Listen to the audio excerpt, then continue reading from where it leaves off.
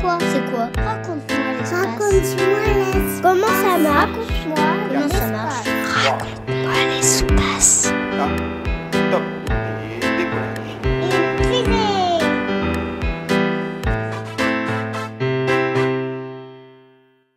Je m'appelle Kezia et c'est 6 ans. Et comment les fusées décollent et comment elles vont sur la Lune avec à manger. Bonjour Kezia, moi c'est Nicolas. Je suis ingénieur au CNES, l'Agence spatiale française. Mon métier, c'est de trouver les meilleures trajectoires pour voyager dans l'espace, les meilleurs chemins dans l'espace. Et donc, je trouve ta question très intéressante. Je vais essayer d'y répondre. Comment les fusées décollent ? Eh bien, pour répondre à ta question, il faut faire une petite expérience. Tu demandes à un grand ou une grande de te gonfler un ballon de baudruche. Ne le ferme pas, tu le prends et tu le lâches d'un coup. Et là, tu vas voir le ballon, il va partir. Il va voler en zigzag, etc. Eh bien, ce principe, c'est ce qu'on appelle l'action-réaction. L'air sort et pousse le ballon. Eh bien, les fusées, comment elles décollent ? Elles utilisent ce principe. Elles le font sortir de l'air, du gaz, plus exactement, très vite, et ça pousse la fusée. Alors, il faut bien te rendre compte qu'une fusée, c'est très lourd. Je ne sais pas si tu habites une maison ou un appartement, mais une fusée, c'est grand comme un immeuble de 20 étages. C'est lourd comme 200 éléphants. Donc c'est très lourd, très grand, très gros. Et on veut que ça aille bien droit. Et donc, t'imagines bien, pour faire décoller ces 200 éléphants, il faut des très gros moteurs.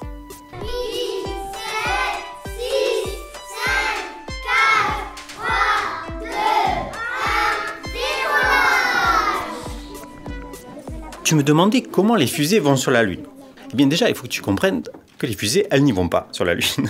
Les fusées, c'est comme un camion qui amène dans l'espace soit un vaisseau avec des astronautes, comme Thomas Pesquet, soit un satellite qui va tourner autour de la Terre pour la regarder, ou qui va partir dans l'espace pour aller vers la Lune, vers Mars.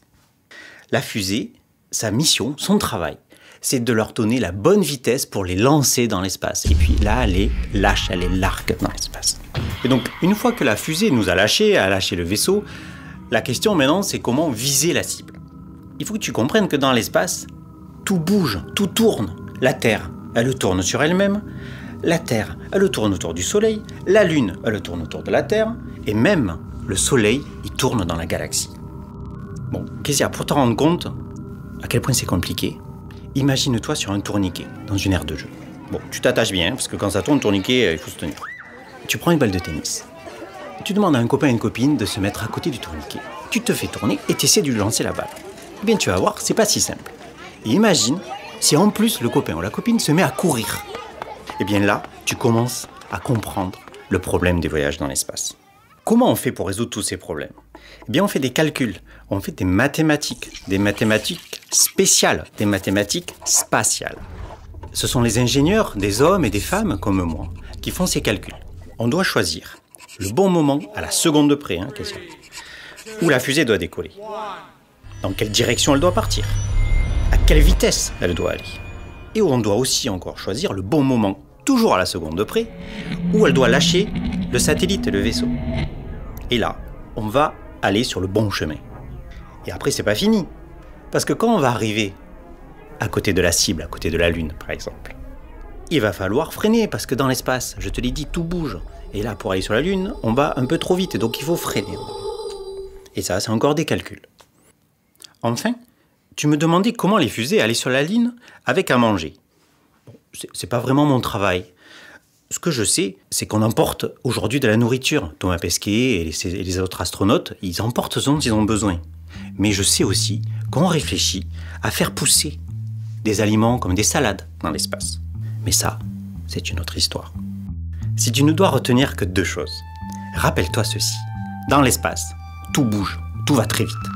Et ensuite, pour voyager dans l'espace, on a besoin d'hommes et de femmes ingénieurs. Pourquoi pas toi ? Merci Nicolas Cincharadze, responsable du service manœuvre orbitale et mécanique spatiale au CNES. Merci. C'était Raconte-moi l'espace, une série de podcasts produite par le CNES qui répond aux questions scientifiques et spatiales des enfants, petits et grands.